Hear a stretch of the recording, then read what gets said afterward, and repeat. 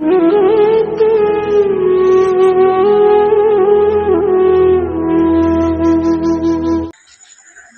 গুরু দেওয়ার বীজ মন্ত্র অর্থাৎ তোমরা যখন কোনো সরকারের জায়গা থেকে দামি কোনো বীজ আনবে, তা বীজ তো তোমায় দেবে, তার সাথে সেই বীজ কি ধরনের মাটিতে সে তাকে রোপণ করাতে হবে বা বপন করাতে হবে, মাটিটার পরিচর্যা কেমন হবে, তাতে কোন কোন কি ধরনের সার ব্যবহার করতে হবে, কি পরিমাণে করতে হবে, এই দুটো জিনিস অবশ্যই সেখান থেকে বুঝিয়ে দেওয়া হয়। এক বীজ আর এক মাটির চর্চা, দুটো জিনিস দিতে হয়।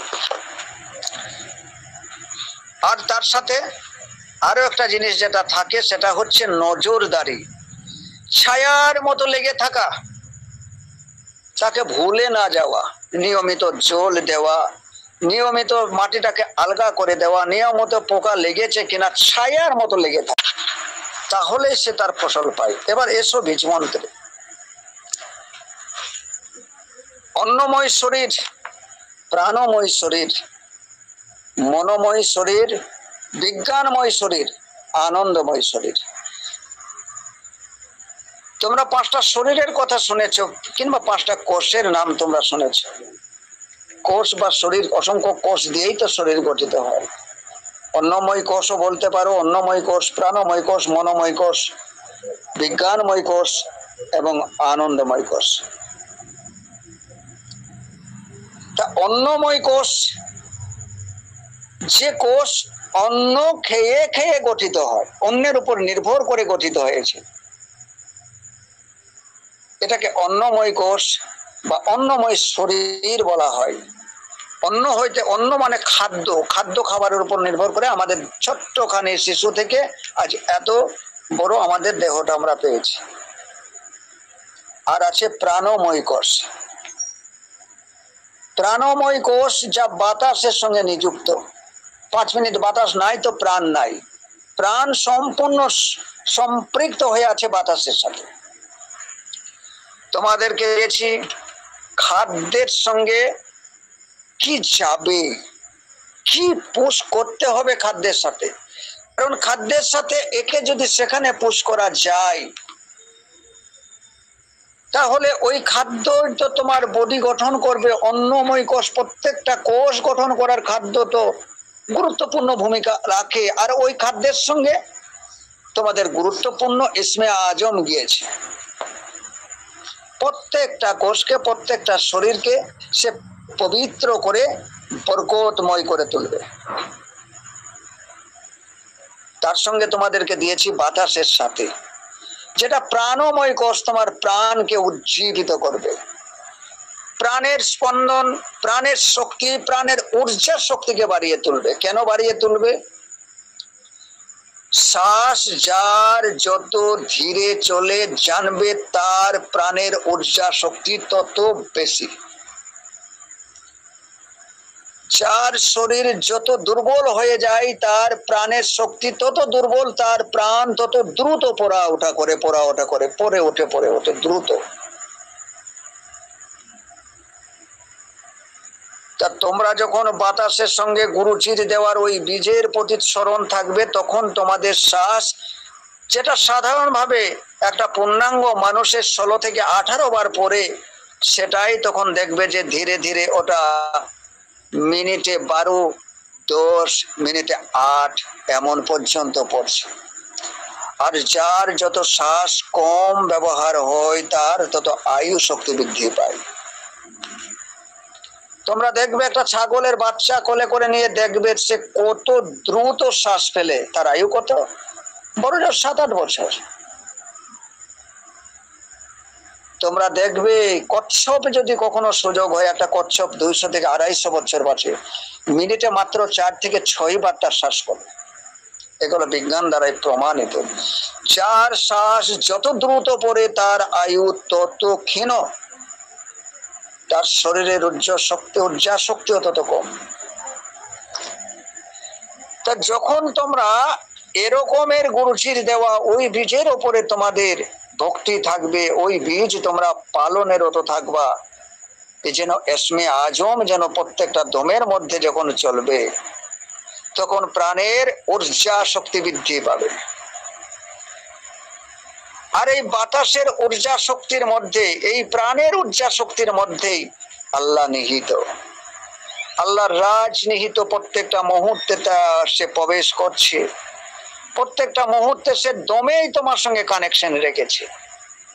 তোমার দম শেষ তো তোমার কিয়ামত শুরু।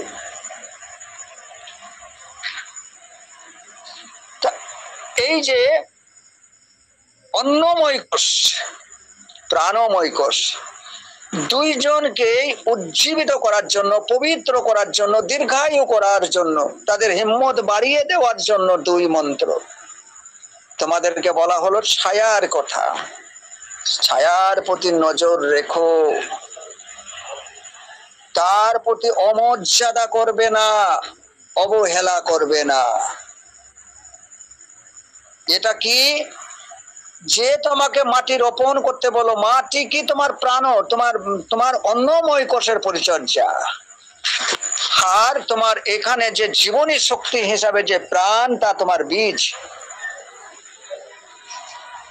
এই দুটো নিয়ে তোমাকে বুঝিয়ে দেওয়া হলো কিভাবে তোমায় মাটি চর্চা করতে হবে, পরিচর্যা করতে হবে, এবং কিভাবে তোমাকে বীজটাকে বপন করতে হবে। এবার তোমাকে ছায়ার মতো লেগে থাকতে হবে, যেন তার প্রতি অমর্যাদা না হয়। লাগিয়ে দিয়েছি, সরকারি জিনিস পেয়েছি, হোক না হয় না হোক, হবে না, পোকা ধরে যাবে, জলের অভাবে মরে যাবে, মাটির টাইটের কারণেও মৃত্যু ঘটে যেতে পারে। ছায়ার মতো নজর রাখো, তারপর অমর্যাদা করো না। কারণ ওই বীজ আরো শত শত বীজ পরিণত হবে, তোমাকে মিষ্টি ফল দেবে, যে ফলের অমৃত স্বাদ তুমি গ্রহণ করবে। একে ধীরে ধীরে বড় করে তোলার দায়িত্ব তো তোমার। কারণ ওই বীজের মধ্যেই পূর্ণাঙ্গ ফলের স্বাদ লুকিয়ে আছে, পূর্ণাঙ্গ ফলের আনন্দ লুকিয়ে আছে, পূর্ণাঙ্গ ফলের বিজ্ঞান লুকিয়ে আছে। তা কাকে নজর রাখতে বললো? ছায়ার মতো। কার উপরে পর্যবেক্ষণ করতে বলা হলো? ছায়ার মতো পর্যবেক্ষণ করতে বলা হলো তোমার মনকে। মনোময় কোষে এবার চলো। অন্নময় কোষ হলো, প্রাণময় কোষ হলো, এবার মনোময় কোষের উপরে ছায়ার মতো লেগে থাকো। কে লেগে থাকবে? তোমার বোধ, তোমার ঊর্জা শক্তি ছায়ার মতো সেখানে লেগে থাকবে মনের ওপরে। কারণ মন ওর অবাধ্য শিশু, সে কখন ছুটে গিয়ে আমার ডেনে পড়ে যাবে, কখন ছুটে গিয়ে উনুনে পা ভরবে, কখন ছুটে গিয়ে আমার কুয়োর জলে পড়ে যাবে, সে প্রাণ হারাবে। সে চঞ্চল, তার বুঝ ক্ষমতার অনুপাতে তার ছটফটানি বেশি। সে কি করবে সে নিজেও জানে না, কি চাইছে তাও সে জানে না। এক অবুঝ মন শিশু সুলভ আচরণ করে। একে গাইড করতে হয় তার পিতা মাতা, তার অভিভাবককে। তাই মন নামক শিশুকে ছায়ার মতো তার পাশে লেগে থাকো। কখন কি চাই, কি তার দরকার, কেমন কি করে তাকে শান্তিতে রাখা যায়। যেমন একটা মা শত কাজের মধ্যে দিয়ে তার শিশু, ওই সন্তানটার উপরে তার নজর আসে। শিশু তো পড়ে আছে, কখন পোকাইলা, কখন পিঁপড়েতে কামড়াবে, কখন মশাই কামড়াবে, কখন তার খিদা পাবে, তার সমস্ত কিছু গাইড সে কিন্তু করছে। সে ধারে কাজ করছে, সে ঝাঁট দিচ্ছে, হাড়ে মারছে, বাসন মারছে, সে রান্না করছে, সবকিছুই করছে, কিন্তু তার মন, তার গাইড শিশু। সে যেন শিশুর কাজ আশেপাশে ছায়ার মতো লেগে আছে, কাজ সব তার সবই চলছে। তাই দুনিয়াদারি সবই চলবে, কিন্তু নিজের ওই শিশু মনটার উপরে ছায়ার মতো লেগে থাকো ওর দিকে। ও কি চাইছে, কি চাইছে শিশু মন, যার ব্যবহার জানে না ও কি তাই চাই? শিশু যদি ব্লেড চাই তাকে কি দেওয়া যেতে পারে? শিশু কি গুলি ভরা যুক্ত অবস্থায় কোনো রিভলভার চাই, সেটা কি তাকে দেওয়া যেতে পারে? কে গাইড করবে? পিতা মাতা, তার অভিভাবক গাইড করবে, তোমার বোধ গাইড করবে এই মনকে। কি চাই সে দেখো। যা সে চাইছে তা দেওয়ার যোগ্য কিনা সে দেখো। মন হঠাৎ করে চাইলো কোনো সুন্দরী নারীর প্রতি আমার মন চলে যাওয়ার ক্ষেত্রে ঘটে যেতে পারে, বিপরীত লিঙ্গের প্রতি আমার আকৃষ্ট এসেছে, সত্যি কি এতে মন শান্ত হয়ে যাবে? আর চাইবে না তো। এখন যে সে চাইছে, এই চাওয়াতে কি সে পূর্ণ হয়ে যাবে নাকি এ চাহিদা তার আরো বেড়ে যাবে? এ কি মরণের আগে পর্যন্ত তার বাড়বে? আগে তার সাথে বসে কথা বলো। শিশু মনকে রাগারাগি করো না, তার সঙ্গে রাগারাগি করো না। সে কি চাইছে তার পাশে বসো, সুস্থ ভাবে বসো, কি চাইছে দেখো। যদি এমনটা হয় যে না, সে যা চাইছে তাতে তাকে খানিকক্ষণের জন্য ভোলানো যেতে পারে, এ চিরস্থায়ী একে শান্ত করা যাবে না, তাহলে তা তাকে দিও না। যাতে তাকে খানিকক্ষণের জন্য শান্ত করা যায়, পরে আবার সে দুরন্ত হয়ে ওঠে, পরে আবার সে কান্নাকাটি শুরু করে দেয়, এমন জিনিস তাকে দিও না। এমন জিনিস তাকে দাও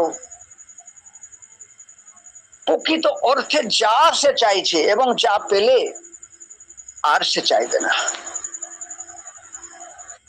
যদিও আমাদের মন শরীরের সঙ্গে অ্যাটাচ, সে এক এক বয়সে এক এক সময়ে তার সময় উপযোগী হিসাবে সে চেয়ে থাকে, সেটা তো আমাদের দুনিয়াদারির ব্যাপার নিয়ে, সেটা বডি অ্যাটাচের মধ্যে দিয়ে এটা হয়ে থাকে।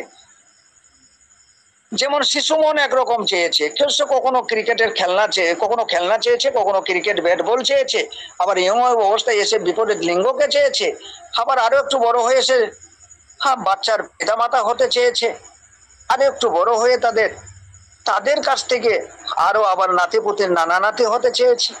বিভিন্ন পর্যায়ে গিয়ে সে বিভিন্ন কিছুই চেয়ে থাকে। সে আসলে শরীরের সঙ্গে অ্যাটাচ, শরীর যেভাবে যেভাবে তার সামনে দেখা দেয়, মন সেইভাবে সেইভাবে শরীরের উপরে নির্ভর করেই তার চাওয়া হয়ে থাকে। এটা তো পাশবিক, এটা পশু আচরণ। আমি এই কথা বলছি না, এই অ্যাটাচের কথা আমি বলছি না, দেহাতীতের কথা বলছি। দেহের ঊর্ধ্বে তাকে তুলে নিয়ে চলো, এই শিশু মনটাকে চেতনার কোলে গিয়ে ফেলে দাও, সেখানে অ্যাটাচ করাও, দেহের মধ্যে থেকে দেহাতীত করাও তাকে, সেখানে তার সঙ্গে গিয়ে বসো, সর্বদাই ছায়ার মতো লেগে থাকো, তার পেছনে লেগে থাকো। কিচ্ছু করার দরকার নাই, শুধু মনকে শান্ত করার জন্য যা সাধনের দরকার সে সাধন তুমি করো।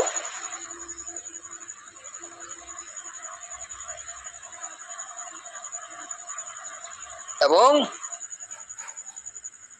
এখানে কে মনকে সাধনা করবে, কে মনকে শান্ত করবে, তোমাদেরকে দেখিয়ে দেওয়া হলো, গুরুর বর্জক ধারণ করো, তাকে স্মরণ করো, তাকে সামনে নিয়ে এসো।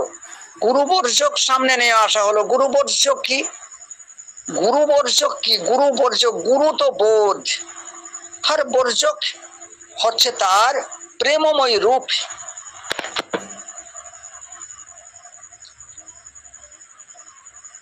একটা অবাধ্য সন্তানকে সুস্থ করার জন্য তার সঙ্গে প্রেমের খেলা খেলো, সত্যি করে তাকে বন্ধু করো, তার চাওয়া দেখো, এবং যা চাইছে সে চাওয়া, তুমি তো অভিভাবক, তুমি তো বোঝো, সে বুঝে না, কিন্তু তুমি তো বোঝো। আর তুমি যদি মন যা চাইছে তুমি তাতেই যদি অ্যাটাচ হয়ে যাও, মন যা চাইছে সে ধারে তুমি যদি তার দাসত্ব হয়ে যাও, মন তো শিশু, তাহলে তুমি তো শিশু, আরো শিশু, তুমি তো পাগলেরও পাগল, তুমি তো অজ্ঞানেরও অজ্ঞানী। যে একজন শিশু যা চাইছে, তুমি শিশুর মন ভোলানোর জন্য, তার মনে আনন্দ দেওয়ার জন্য সে যে ধারে যেতে চাইছে তুমি সে ধারে সেই ধারেই চলে যেতে চাইছো। তুমি কি প্রকৃত অভিভাবক? শিশু মন ফাস্টফুড খেতে চাই, যত প্যাকেট জাতীয় জিনিস খেতে চাই, কিন্তু তুমি কি জানো যে প্রত্যেকটা প্যাকেট জাতীয় খাবারই বিষ? শিশু মন এই কঠোর গরমের সময় আইসক্রিম খেতে চায়, যা তাকে অসুস্থ করে দেবে, যা সাময়িক ঠান্ডা দিয়ে তাকে আরো ঠান্ডার কবলে ফেলে দিতে পারে। শিশু যা চাইছে আমি তাই তাকে দিচ্ছি, যা চাইছে তাই তাকে দিচ্ছি। এতে শিশুর মঙ্গল করছে আমি, এতে শিশুর ভালো করছে আমি। আমি কি প্রকৃত জ্ঞানী অভিভাবক? আমি কি গুরুর যোগ্য? আমি কি অভিভাবকের যোগ্য? তাই গুরু বর্জককে সামনে রাখো। গুরু বর্জক হচ্ছে গুরু প্রেম, গুরু জ্ঞান, গুরু বোধ। একে সামনে নিয়ে মনের সাথে শিশুর সাথে বৈঠকে বসো, তার সঙ্গে বৈঠকে বসো, নিখুঁত ভাবে দেখো সত্যি তারই প্রয়োজন আছে। দেখো সে চাইছেটা কি, তার করে কি লুকিয়ে আছে। সে জগতে যা কিছু চাইছে তার মূলে লুকিয়ে আছে তার শান্তি। কিচ্ছু চাই না, শুধু সে শান্তি চায়, শান্তি চায়। চরমতম শান্তি থাকার সময় মন কখনো তোমাকে ছটপটানি করে তোমাকে প্রশ্ন করবে না আমার জীবনে এত শান্তি কেন, তা কখনো বলবে না। কিন্তু অশান্তি থাকলে সেটা বলবে এত অশান্তি কেন, এটা সে বলবে। তার মূল চাই শান্তি।